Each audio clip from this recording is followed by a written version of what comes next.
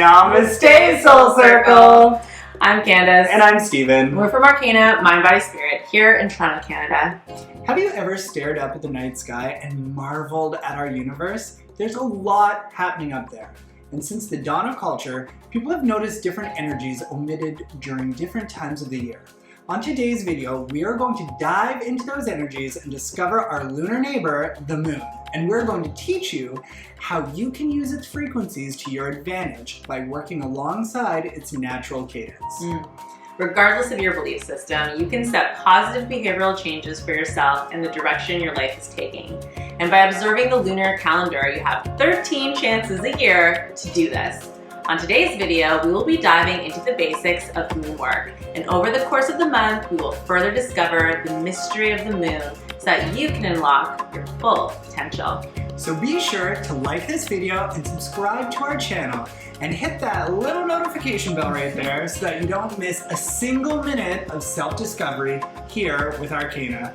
Let's moon! Let's do it.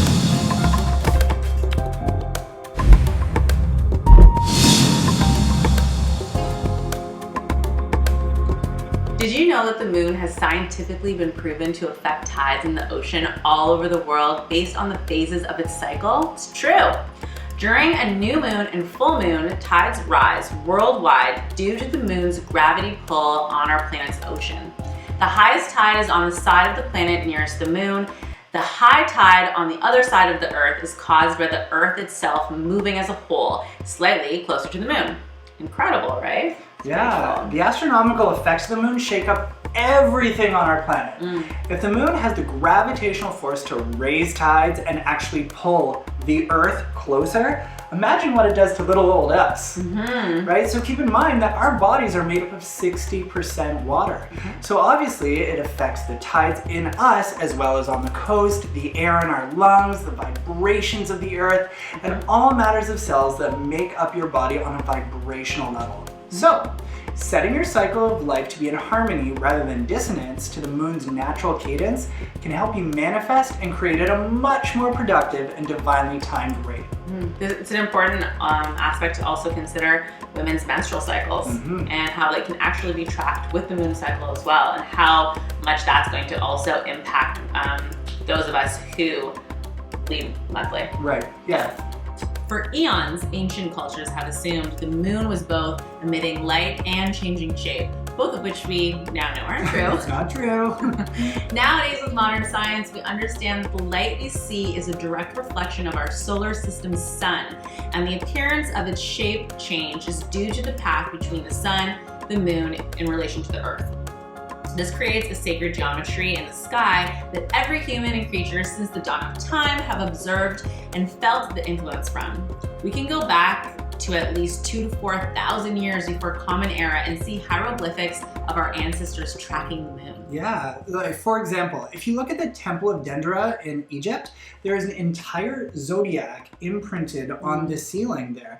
And that dates back as far as 2200 BCE. And honestly, it's arguably older than that, depending on who you ask. And there's even more temples across the world, which historians believe were originally used to track the sun and the moon. And some of these are so old that it actually calls into question the dating of our entire civilization in most textbooks. So you could even say that some of these were pre-dynastic, antediluvian, and some even pre-ice age. So there's some real stuff going on here.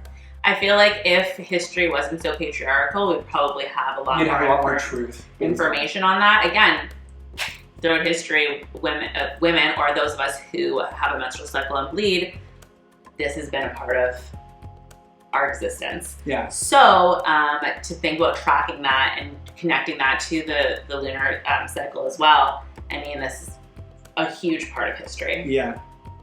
So anyways, let's talk about the moon phases and what that means for us. The moon takes approximately 29.5 days to complete a full cycle and goes through 4 major phases, with 4 intermediate phases in between, each with its own attributes and different influences of energy on our planet and all living things. During each of these cycles, there is a different medicine and work to be done. So let's break those down.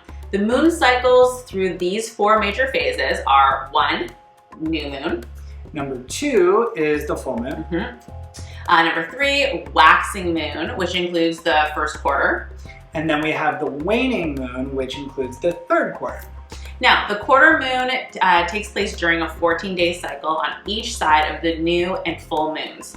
The journey from the new moon down to the full moon is what we call the waxing phase. And then that means the journey from full moon back to new moon is called the waning phase. Yeah, if you have trouble remembering this, a good example is, like if you burn a candle and a pile of wax starts building and building. Imagine the moon is that pile of wax. So when it's waxing, it gets bigger and bigger until it's a full moon.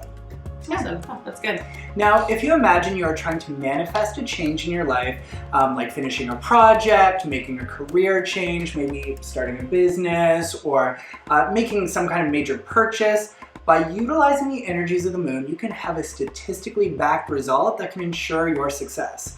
So let's go a little deeper and talk about the energies of the 4 major phases. First, the new moon. This is the time for setting intentions. It's the idea phase. The new moon is time for calling things in. It's the time for new beginnings. It's the best time to use creativity to look inside yourself and figure out the big ideas you want to manifest. Crafting and looking for inspiration can also help you find ideas you might not have explored fully.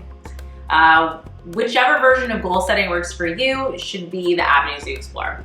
This is a time for optimism and hope, so do your best to leave your inner critic at the door.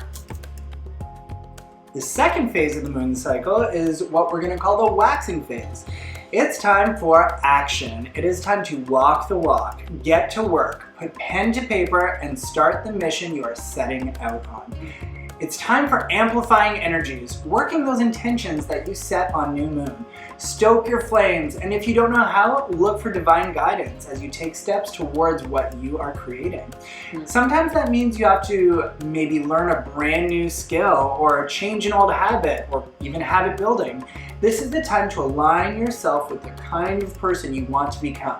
But you gotta get to work quick. You only have 14 days to do that because...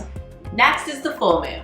Now, the most popular of the moon phases, the full moon, and it often gets a bad rap. Historically, convicts could even get their sentences lowered based on claiming lunacy during their trial. This is because the energy of the full moon can be wild. Old world prose even states that when the moon rides at her peak, then your heart desires seek. It's the time for abundance, harvesting your hard work, and for sexuality to flourish. It's the phase where you are achieving your desired outcome. That is, if you put in the work during the waxing phase. Because the moon's energies are vibrating so high, you might feel it's time for celebration.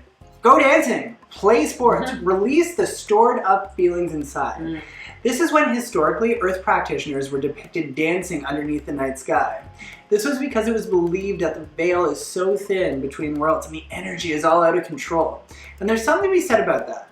Stats prove that around a full moon, we have increased sleeplessness, problems digesting, people's blood pressure is often higher, and those with emotional and mental health vulnerabilities often experience a much harder time. Even crime rates and suicide rates are up every time there's a full moon. Yeah. Hence, lunacy. Yeah. Could you imagine what it's like to have like PMS during full moon? Oof. Moon wants your blood. Yeah, just calling for it. Okay, that being said, use this energy to your greatest good. Harness it for your goals, because if you're following the cycle, it's time to celebrate your hard work and accomplishments over the last 14 days. Your goal is that by the full moon, you have completed your intention and it's time to release any pent-up energy or pressure you were putting on yourself to work your intention. On a full moon, celebrate a successful end game. This will also help you avoid lunacy and maintain a prime state of mental health. The last phase is the waning moon, which again lasts approximately 14 days. This is the time for integration, gratitude, and cleansing. It's time to get organized. Now that you've done the work and it's accomplished, it's time to integrate it into your life to ensure long-term sustainable results. It's a time of looking at your bad habits or anything that won't serve your outcome. Now that you've achieved what you were looking to do, what old patterns do you need to do away with in order to sustain the success? The vibration at this time is starting to slow down, making it a perfect time for healing, releasing, and letting go. it's time to cut any energetic cords holding you back. Look at your shadow self and acknowledge what parts of yourself might need to be harvested. All right, Steven, lay it on me.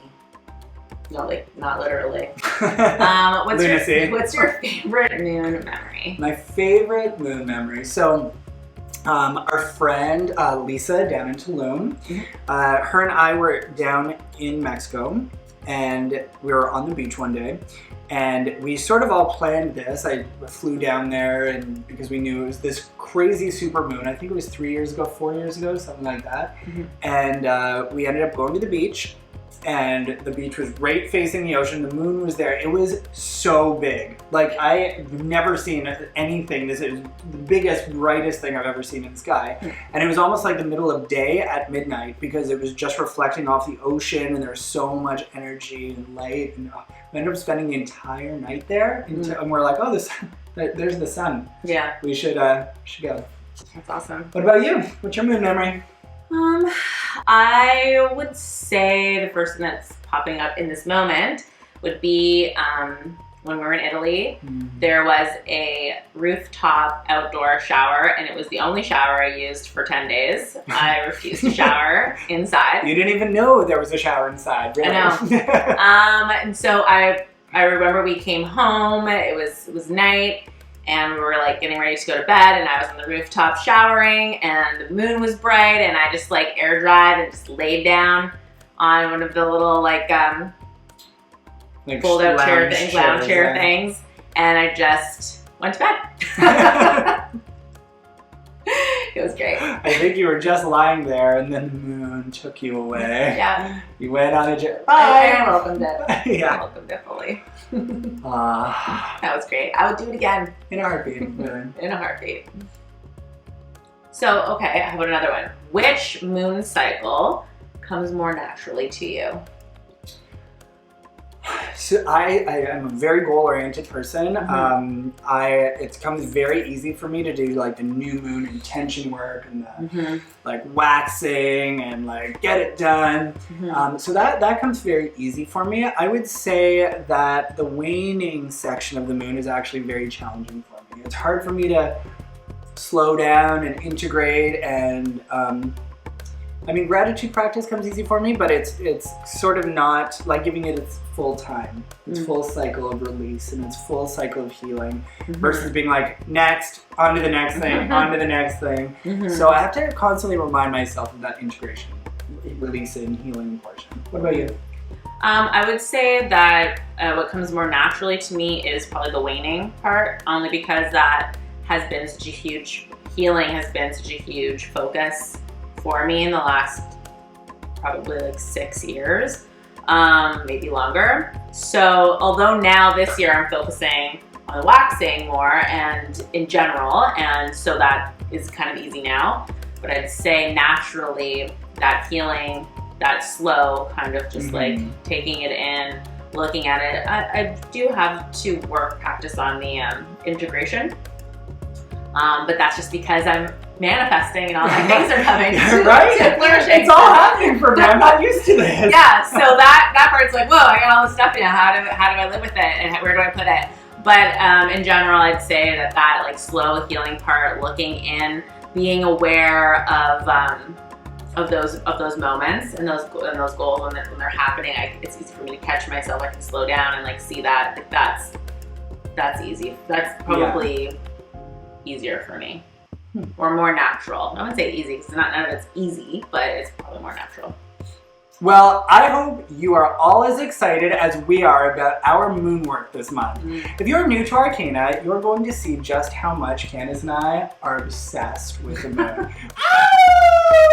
We go live every single new moon, and we talk about what we're grateful for over the course of the last cycle, and then set our intentions as we move forward. No matter what your belief system is, it's a really great monthly check-in to see where you are at and what things you're trying to achieve. So be sure to join us at this free event here on our channel.